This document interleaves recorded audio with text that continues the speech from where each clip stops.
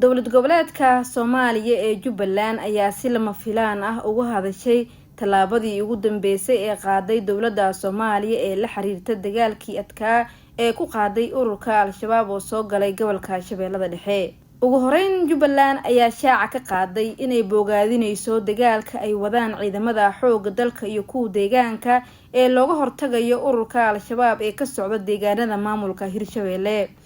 Jubbaland ayaa sheegtay in dowladda dhexe iyo dowlad goboleedyada ay saaran tahay mas'uuliyad wadareed taabanayso mustaqbalka dalka loona baahan yahay midnimo iyo wadajir. Haddii aan si wadajir ah ugu midowno dagaalka ka dhan ah ururka Al-Shabaab, waa hubaal inaan gaari doono guulo waaweyn oo lagu xaqiijinayo amniga iyo xasiloonida dalka, ayaa lagu yiri war-saxaafadeed ka soo baxay dowlad goboleedka Jubbaland.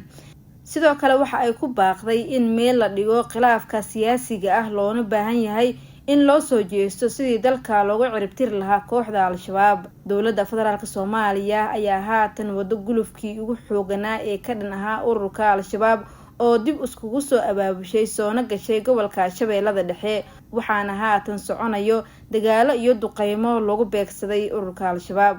qorshaha dowladda ayaa sidoo kale ah in maalmo kooban lagu soo afjaro ururka Al-Shabaab oo soo galay gobolka Shabeellada Dhexe iyadoo loo isticmaalayo tactic dagaal yareynayso ama looga baaqsanayo khasaaraha soo gaarayo shacabka iyo ciidanka qaranka, sida ay noo sheegeen saraakiisha hogaaminaya howlgalkani. Simsim Maxamuud, HBM TV, magaalada Nairobi.